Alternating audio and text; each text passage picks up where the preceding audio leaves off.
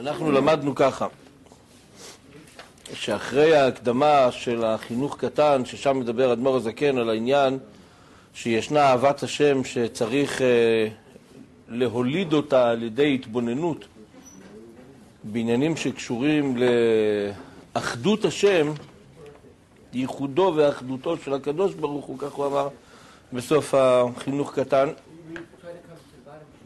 אז בפרק שלנו הוא מתחיל לעסוק בצורה יותר מעמיקה בנושא הזה של אחדות השם, והוא בעצם מתחיל מהביאור על העניין הוא מתחיל מהביאור על העניין שכתוב וידעת היום והשבות אל לבביך כי השם הוא האלוקים בשמיים ממעל ועל הארץ מתחת אין עוד. והוא שואל מה זה ההזרה הגדולה הזאת וידעת היום והשבות אל לבביך, כאילו מדובר פה על איזה מישהו שחושב שיש עוד אלוקים חס ושלום. והערכנו קצת להסביר שהרי באמת היו עובדי עבודה זרה פעם, ובאמת היו כאלה שהאמינו בריבוי של אלילים. אז מה השאלה כל כך גדולה שאדמו"ר הזקן שואל? ולכאורה, בדרך אפשר, הפירוש, כמו שמבארים, ודיברנו על זה קצת בשיעור שעבר, אבל כיוון שהעניין הוא מורכב, נחזור עליו בשתי מילים. ידוע שיש מהראשונים, כמו הבעל הלכות גדולות, הבהג, ועוד כמה שנמשכו אחריו, שחולקים על הרמב"ם, כשהרמב"ם אומר שיש מצווה להאמין. כן, במקצוע הזה בתורה שנקרא מניין המצוות, זה מקצוע מאוד מעניין, כי המסגרת תחומה לנו מראש. יש תרי"ג מצוות. מה נכלל בתוך תרי"ג מצוות? על זה ניטשת מלחמתה של תורה בין מוני המצוות. ישנם דברים ברורים, שאין עליהם מחלוקת, וישנן מצוות כאלה שיש עליהם מחלוקת. ובמצווה הזאת של האמונה כותב הרמב"ם, בספר המצוות, בעשין, חלק על, המצווה הראשונה שלומד הרמב"ם, שיוצאת מהפסוק, אנוכי השם אלוקיך אשר הוצאתיך מארץ מצרים מבית עבדים, הדיבר הראשון בעשרת הדיברות, מוציא מזה הרמב"ם את המצווה להאמין. ויש מהראשונים, ממוני המצוות, כמו הבעל הלכות גדולות, שבטוב טעם ודעת חולק עליו. וכפי שמנסח את זה הברבנל, או יותר נכון, כמו שהברבנל מביא את דעת החולקים, כמו הרב חסדאי ועוד שהלכו בדרך הבעל הלכות גדולות, שהם מגדירים בסגנון קצת פילוסופי כזה, מצווה, ככה לשון שם, המצווה היא מן המצטרף, ולתצויר בזולת אלוקה מצווה ידוע. מצווה היא קשורה לזה שיש מצווה. אין מצווה בלא מצווה.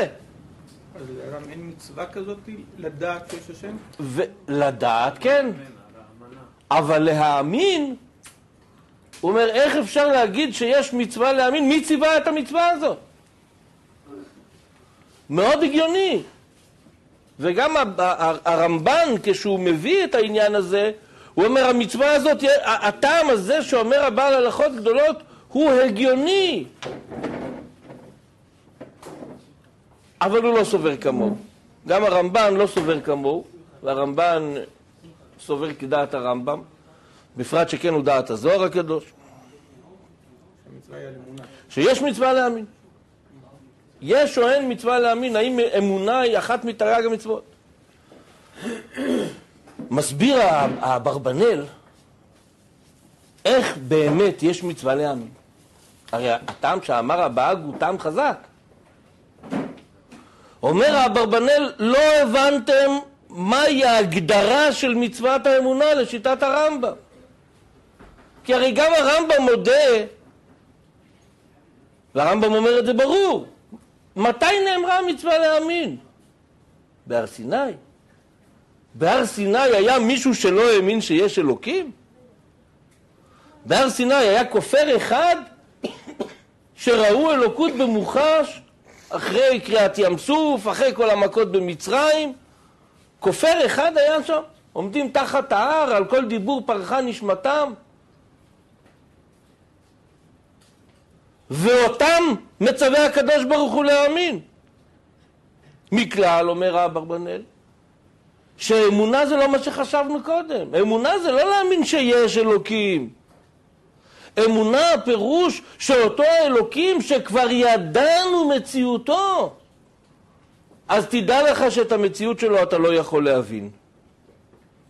וזה נקרא אמונה. או אם נגיד את זה במילים גסות, הקדוש ברוך הוא לא נגמר איפה שנגמרת ההבנה שלנו. שהמצווה היא בעצם להתחיל להבין שיש במה להאמין. ההגדרה שלך היא הגדרה חשובה, ובפרט שככה הרמב"ם מסכם שיש מצווה, המצווה היא לידע ולהאמין, והערכנו בזה קצת בשיעור שעבר, על הקשר שיש בין המצווה לדעת את השם לבין המצווה להאמין, ודיברנו על זה שהן שתי מצוות, אבל הן משלימות אחת את השנייה. אנחנו מדברים על זה שבמתן תורה כולם האמינו.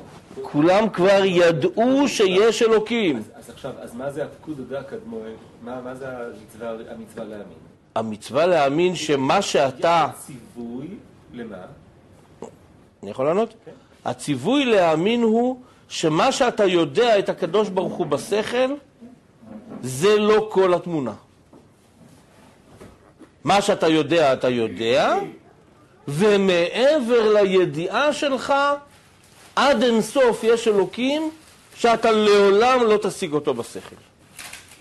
ושם, על מה שמעבר לשכל, חלה המצווה להאמין. וזה בעצם הביטוי הידוע והמפורסם, תכלית הידיעה. דיברנו על הקשר שבין הידיעה והאמונה, תכלית הידיעה שלא נדעך. זאת אומרת, מהי מטרתה, מה היעד של הידיעה? להביא אותנו אל האמונה. וכפי שמנסח את זה הרבי הקודם בשיחה, בליקוטי דיבורים, לברר את אותו עניין שנקרא אמונה טהורה, לטהר את האמונה מכל מה שאתה עד עכשיו שם על האמונה, דברים שאפשר להשיג אותם בשכל. ברגע שאתה מכביד על האמונה שלך, ואתה מאמין בדברים שאפשר לדעת אותם, אתה לא מאמין במה שצריך להאמין. וכיוון שכל המצוות,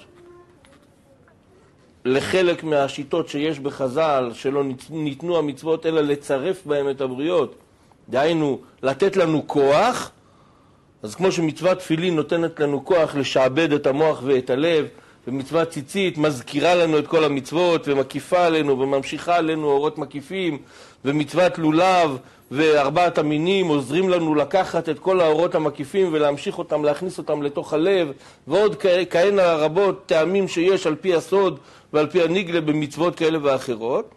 מה עניינה של המצווה להאמין? עניינה של המצווה להאמין זה לתת לנו את הכוח לעבוד את השם למעלה מטעם ודעת. להתחבר עם הלמעלה מטעם ודעת של הקדוש ברוך הוא, לחבר, מצווה הרי מלשון צוותא וחיבור. אז כמו שאומר הזוהר לגבי לימוד תורה, שכאשר אנחנו עוסקים בנגלה של התורה, אז התורה היא זו שמקשרת ומחברת את בני ישראל עם הקדוש ברוך הוא. ישראל מתקשרים באורייתא, ואורייתא מתקשרת בקודשא בריחו, ועל ידי זה היא מקשרת את אלה שעוסקים בה. אז כמו שהתורה יש בה סתים וגליה, יש בה נגלה ונסתר, ובנפש האדם יש נגלה ונסתר, דהיינו מוחין ומידות, או אם תרצה לומר מוחין ומה שמעבר למוחין, שם הפשט הוא מוחין ומידות, וכך גם אצל הקדוש ברוך הוא יש נגלה ונסתר. ואז אומר הזוהר שכאשר אתה עוסק בכוחות הגלויים שבנפש, במידות, אתה עוסק בגליה דאורייתא, אז על ידי זה אתה מתקשר בגליה דקודשא בריחו, בחלק הנגלה של הקדוש ברוך הוא. וכאשר אתה עוסק בכוחות הנסתרים שבנפש, דהיינו במוחין, אתה עוסק בחלק הנסתר של התורה, אז אתה מתחבר עם החלק הנסתר של הקדוש ברוך הוא, עם פנימיותו של הקדוש ברוך הוא. כך גם לגבי מצוות אחרות, כאשר אתה מקיים את המצווה להאמין, דהיינו שחלק הבלי גבול שבנפש שלך, החלק שלמעלה מהשכל שלך בנפש, מתחבר עם הקדוש ברוך הוא כמו שהוא למעלה מסדר ההשתלשלות, על ידי זה אתה מקבל לצורך עבודת השם שלך כוחות שם למעלה מטעם ודעת. דהיינו מה שנקרא אפילו נוטל את נפשך. בכל נפשך, אפילו נוטל את נפשך. כי כאשר אתה עובד את השם על פי טעם ודעת, ובאופן הזה שנקרא ואהבת את השם כי הוא חייך, אז יש פה נתינת טעם, וכאשר זה מגיע לעניין שהוא למעלה מטעם ודעת, לעניין של מסירות נפש, אז אתה נעצר. הכוח לעבוד את השם למעלה מטעם ודעת בא מהאמונה. והוא בא מהאמונה בעיקר כאשר אתה מטהר את האמונה שלך מעניינים שהם אינם אמונה, מעניינים שכליים. וזה נעשה על ידי ידיעת אלוקות. זאת אומרת שהידיעה, דיברנו על זה גם, הידיעה משפיעה, המושג הזה של דעת הוא דו-סטרי נקרא לזה, בשפה הגסה. הדעת משפיעה כלפי מטה על המידות, וזה מה שאומר דוד המלך לשלמה בדברי הימים, ועל זה מיוסדת תורת החסידות, ואתה שלמה בני דע את אלוקי אביך, ועל ידי זה ועובדהו בלב שלם ובנפש חפיצה. וזה מה שאומר הזוהר הקדוש, שהדעת הוא מפתח דקל אילשית, המפתח של כל השש מידות זה הדעת. הדעת היא פותחת את התגלות המידות, כמו שהוא מביא אדמו"ר הזקן בסוף פרק ג' בתניא, בחלק הראשון, על הספר של בינונים, אז הוא מביא שם את העניין הזה של והאדם ידע את חווה אשתו, זאת אומרת הייחוד של חוכמה ובינה שנעשה על ידי הדעת, הוא זה שגורם ומביא את ההולדה של המידות. ולכן גם אם יהיה אדם שיהיה חכם ונבון בגדולת אינסוף ברוך הוא, אם הוא לא יקשר ויעמיק דעתו בחוזק ובהתמדה, לא יוליד יראה ואהבה אמיתית, כי אם דמיונות שווא. זאת אומרת, הדרך להוליד מידות היא על ידי הדעת. כמו שהדעת משפיעה כלפי מטה, כך היא משפיעה כלפי מעלה. הדעת מטהרת את האמונה שלנו ומאפשרת לנו לקבל כוחות שלמעלה מטעם ודעת. באיזה חלק בכלל נמצאת האמונה בעצם בשכל? היא לא נמצאת בשכל, היא נמצאת בלמעלה מהשכל. זה לא בינה, זה נכון, לא דעת. נכון.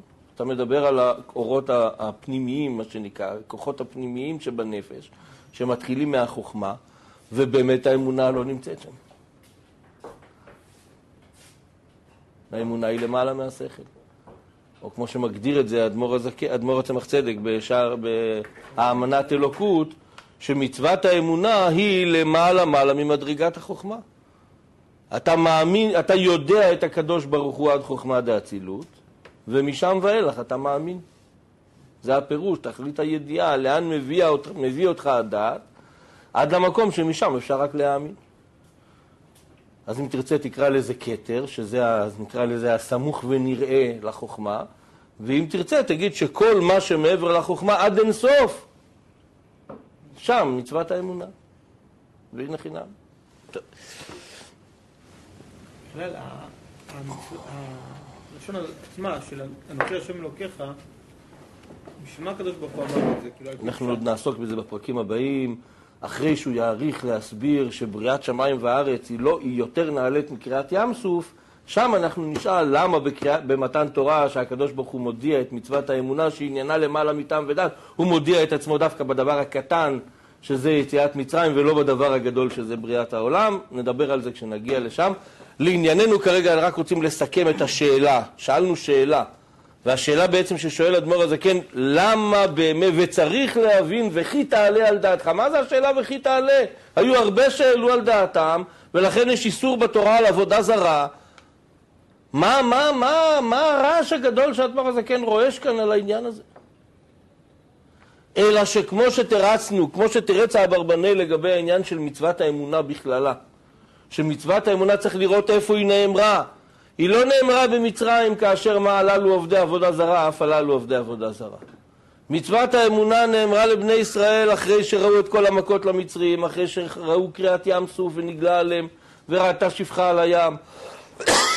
מצוות האמונה נאמרה להם בהר סיני, עם כל הקולות והברקים, וכפה עליהם הר כגיגית ודיבר איתם פה אל פה, ועל כל דיבור פרחה נשמתם, שם ניתנה מצוות האמונה. על דרך זה גם בעניין שלנו, כשהוא אומר שיש מצווה של אחדות השם, זה בעצם המצווה כאן, השם הוא האלוקים, שזה לא שתי רשויות.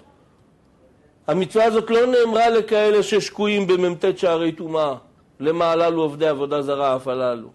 המצווה הזו נאמרה לכאלה שכבר רואים שיש אלוקים, ורואים שיש שם הוויה שלמעלה משם אלוקים.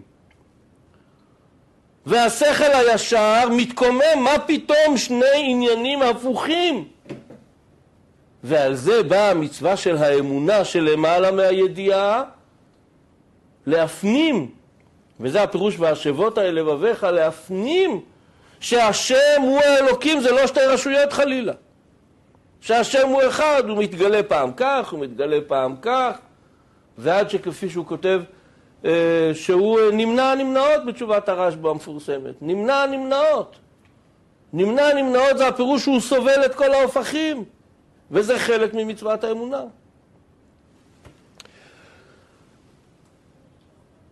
כדי להסביר את העניין הזה, וכדרכם של מאמרי חסידות, נניח רגע את העניין הזה בצד. עובר אדמו"ר הזקן לדבר על הפסוק לעולם השם דברך ניצב בשמיים. הפסוק הזה בא ללמד אותנו על האופן שבו ברא הקדוש ברוך הוא את העולם בששת ימי בראשית, ועדיין מחדש בטובו בכל יום תמיד מעשה בראשית. ופירש הבעל שם טוב ז"ל, וכבר הסברנו שפירש הפירוש, הפיץ את זה, פרסם את זה, הפך את זה לדבר מרכזי, לא הפירוש שזה חידוש, עצם הפירוש הזה הוא החידוש שלו, אלא שבעל שם טוב עניינו היה להחדיר את הפירוש הזה, שמה? כי דברך שאמרת יהי רקיע בתוך המים, דהיינו 10 מאמרות שבהם נברא העולם, וגומר, תיבות ואותיות אלו ניצבות לעולם, ניצבות ועומדות לעולם בתוך רקיע השמיים, ומלובשות בתוך כל הרקיעים לעולם, להחיותם. כדכתיב ודבר אלוקינו יקום לעולם, ודבריו חיים וקיימים לעד. פה ישנו נושא שצריך קצת להרחיב, לפחות להגיד שהוא קיים, שלכאורה, אם אומרים לנו שדברך ניצב, לעולם השם דברך ניצב בשמיים, ומפרש הבעל שם טוב, דברך שאמרת, מתי? בששת ימי בראשית, אמרת יהי רקיע, והתיבות האלה ניצבות ועומדות לעולם, אז מה עניינו של המחדש בטובו בכל יום תמיד מעשה בראשית? והוא מעריך פה להסביר לנו שאילו היו הדברים האלה, האותיות האלה, המילים האלה, חוזרות למקורם, היה העולם הופך לעין.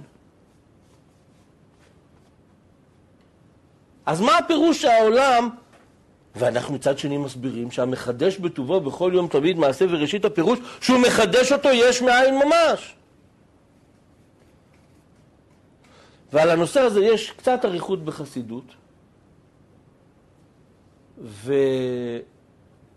והנקודה של העניין זה שצריך להסתכל על העניין הזה בעיקר כפי שהוא מצד המשפיע. אפשר לראות את זה מצד המקבל, ואפשר לראות את זה מצד המקבל בשני אופנים שונים, ורבותינו נשיאנו במאמרי חסידות מעריכים בעניין הזה. אחד המקומות שבהם הנושא ממש מסוכם בצורה מאוד תמציתית, בספר המאמרים תפשין וכל העם רואים את הקולות, בסוף המאמר, ממש הפרק האחרון, הוא מסכם שם כמה מאמרים של הרבי הרש"ב, ממש במילים מאוד מאוד תמציתיות וברורות, מאוד יפה לראות את זה. אבל הנקודה של העניין זה שבאמת מה שמעניין אותנו כאן זה מצד המשפיע. שהאופן שבו בחר הקדוש ברוך הוא לברוא את העולם הוא באופן של דביקות. ודביקות בנויה על יסוד שנקרא רצו ושוב. דביקות זה אומר חיבור. חיבור עם אור אינסוף יכול להיות רק באופן של רצו ושוב.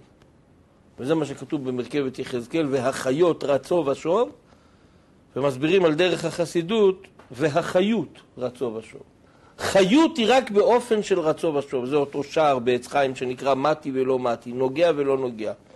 אם זה נוגע יותר מדי זה נשרף. אם זה לא נוגע יותר מדי, אז הוא לא קיים יותר.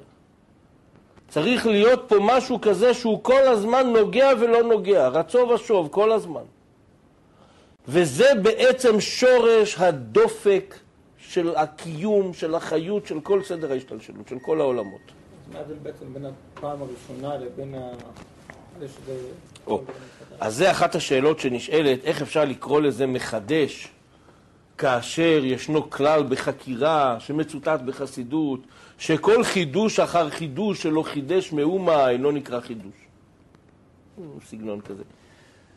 אז מה זה אומר? זה אומר שאם אנחנו, הרי עובדה בפועל, וגם להלכה וגם למייסה, והרי במקרים שאין הלכה, אז אנחנו יודעים שיש דין כזה שתצטרך לראות לפי מנהג התגרים שבאותו מקום. יש הבדל בין מכונית משנה זאת וזאת למכונית משנה זאת וזאת, בית חדש לבין בית שכבר עומד 10 שנים. יש הבדל בין יד ראשונה ויד שנייה.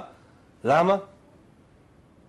למה כשמוכרים נעליים מיד או מרגל שנייה, אז המחיר שלהם הוא כבר הרבה פחות ממה שהם עלו כשהם היו חדשות?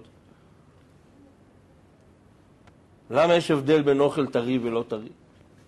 הרי אם דיברנו על אותו סבא בזוהר, רבי יסע סבא, שהיה מבקש על האוכל שלו, גם כשהאוכל היה בידו, מבקש שהקדוש ברוך הוא ייתן לו לאכול, אבל יש לך את זה ביד.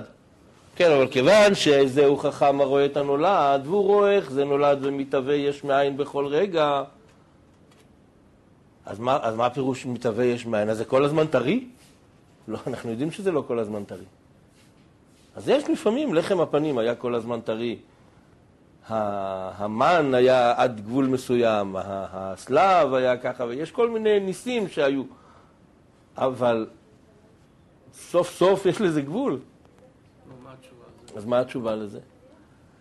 אז התשובה לזה היא שככה, מצד אחד מוכרחים להגיד שזה חידוש מוחלט, בגלל העניין הזה שבאמת הדברים חוזרים למקורם בשורשם, וחוזרים ונמשכים ממקורם ושורשם כל הזמן ממש.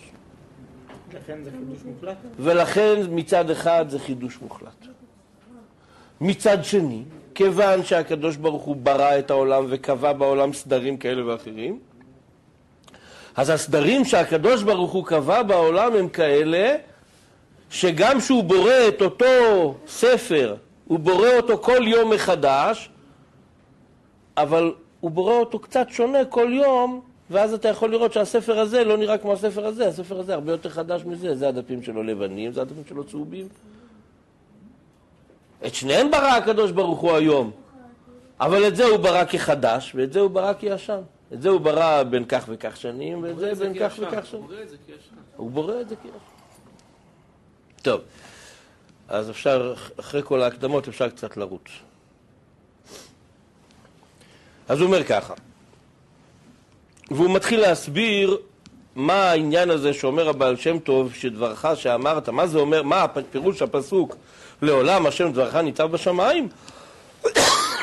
פירש הבעל שם טוב ז"ל, כי דברך שאמרת היא רקיע בתוך המים, הדיבור הזה של 10 מאמרות, וגומר תיבות ואותיות אלו הן ניצבות ועומדות לעולם בתוך רקיע השמיים, ומלובשות בתוך כל הרקיעים לעולם להחיותם, כי דכתיב ודבר אלוקינו יקום לעולם, ודבריו חיים וקיימים לעד חולו. כאילו היו האותיות מסתלקות כרגע, חס ושלום, יש פה הערה גם בכרגע הזה וגם בכרגע הבא, לרגע, הערה מהרבא, אז לא ברור אם הרבא התכוון להגיע או שהתכוון לפרש, אז רק צריך להגיד כרגע לרגע, אז זה הפירוש, לרגע, מסתלקות לרגע חס ושלום, וחוזרות למקורן, היו כל השמיים עין ואפס ממש, והיו כלא היו כלל, וכמו קודם מאמר יהי רקיע חולו ממש, וכן בכל הברואים שבכל העולמות עליונים ותחתונים, ואפילו ארץ על הזו הגשמית ובחינת דומה ממש, אילו היו מסתלקות ממנה כרגע, לרגע, חס ושלום, האותיות מ10 מאמרות שבהם נבראת הארץ ב6 ימי בראשית, הייתה חוזרת לעין ואפס ממש, כמו לפני 6 ימי בראשית ממש. וזה שאמר האריזל, עכשיו אפשר להבין את דברי האריזל, שכאשר האריזל אומר שיש גם בדומה ממש, כמו אבנים ואפר ומים, יש בחינת נפש וחיות רוחנית, איך אפשר להבין כזה דבר שיש נפש וחיות רוחנית בדברים שלא רואים בהם שום חיות? בצומח אני רואה חיות, הוא צומח, הוא מתרבה, הוא מת. בחי ודאי שרואים חיות, והאדם כל שכן. אבל מה זה שאומר האריזל שיש בדומם חיות ונפש? מה זה? מסביר, דהיינו בחינת התלבשות אותיות הדיבור מעשרה מאמרות, המחיות ומהוות את הדומם להיות יש, מאין ואפס שלפני ששת ימי בראשית. לפני ששת ימי בראשית היה עין ואפס. והאותיות האלה של הדיבור של הקדוש ברוך הוא מחיות ומהוות את הדומם הזה, שהוא יתקיים. ולכן האותיות האלה מהדיבור של השם שנמצאות בתוך הדומם ומקיימות אותו, זה הנפש והחיות הרוחנית שלו.